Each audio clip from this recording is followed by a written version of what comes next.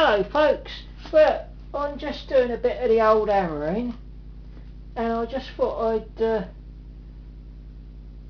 obviously do it at your own risk. It's only for demonstration purposes, just showing you how I'm doing it. I know a lot of people, they'd say, hammering? Dave, what are you doing a video on hammering for? Well, people don't all know how to use hammer. I probably don't know exactly how to use a hammer.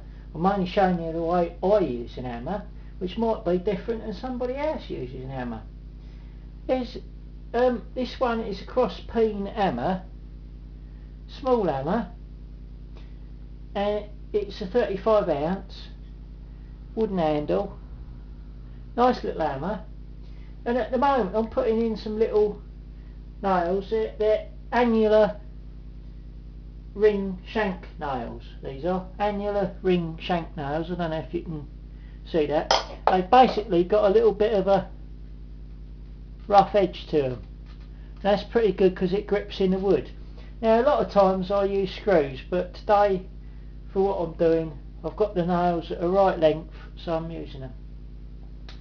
And what I do is, first of all, I'm going to use my little cross peen hammer, and I'm just going to, I've got my wood in position. That piece of wood there is just for spacing purposes, and I'm just going to literally, without hitting my fingers, just a few taps just to get the nail in position.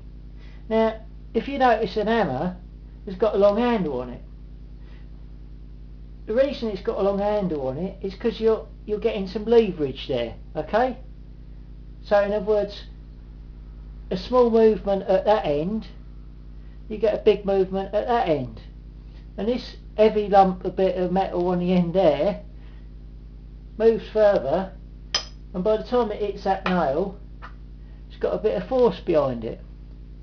And obviously when we want to get the nail in a bit quick like, we could use that little hammer, but once I've got the nail started, then I'll go over to the big hammer,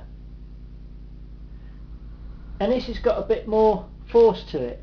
And you don't actually need, this is a tubular claw hammer, 16 ounce. This one's actually got a metal shaft on there, and it's got a rubberized hand on it. It's a nice, that gives you a bit of shock protection when you hit the head against the nail. And the idea is, I don't want to have this bit of wood bashing up and down, so I've got some wood underneath there, so it's nicely supported. I haven't got it directly on the floor because I don't want to damage the floor, so I've got some other wood underneath. And now what I'm going to do is I'm holding, as you can see, the hammer, I'm holding it right at the end, not up here. I see people here like that, little tapping. It's like they're trying to send Morse code out to somebody. Morse code's an old signalling method, by the way, in case any of you, if you want me to do a video on Morse code, say, Dave, do a video on Morse code, alright? But anyway, what I'm doing is I'm lining up my nail with the head of the hammer. So ideally I want the nail in the centre of the hammer. Now the reason the hammer's got a bigger head than the nail is because of an accuracy problem, right?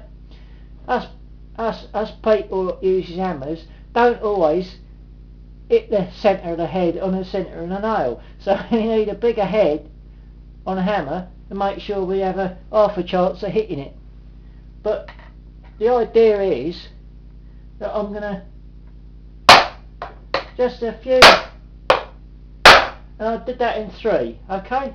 Now a lot of people, you see them, as I say, they faff around with it.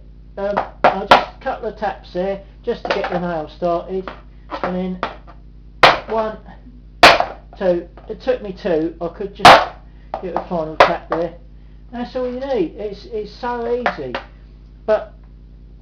And I'm not using a lot of force. In fact, sometimes I'll put a couple of nails in and do 2 at a time. Well, not obviously 2 exactly at a time, but 1, whoops, missed that one, 2, 3. 1, 2. See? And then what I'm going to do is I'm going to do another set down here. And now I can take my spacer out. That was just so I've got a nice bit of space in there, see?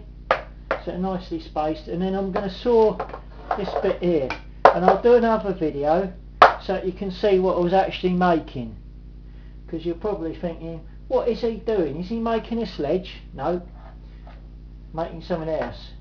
But the intention is, I'll try that again, there you go. Centre it up. Pull the hammer up.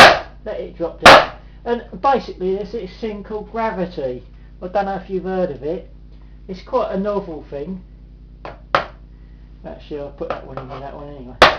And you really, the whole point is you're using gravity to get the nail to go in. 1, 2.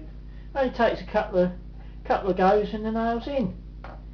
And you see some people, they're like this, or they're like, you don't need it. It's just 1, 2. So it's a lot lining it up. It's a bit like, there you go. We're over the target. That one took a bit of faffing about. That's me. That's me trying to be cocky, isn't it? Hey, that's me saying here, look, I'm an expert hammer operator. 1, 2, 3. The third shot's really just to get it so it's down a bit flush there.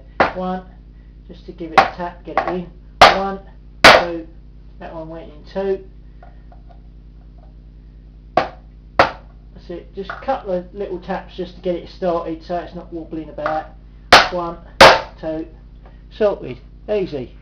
Anyway, hope that's been of some use. Probably not, but there we go. Hammering nails in wood.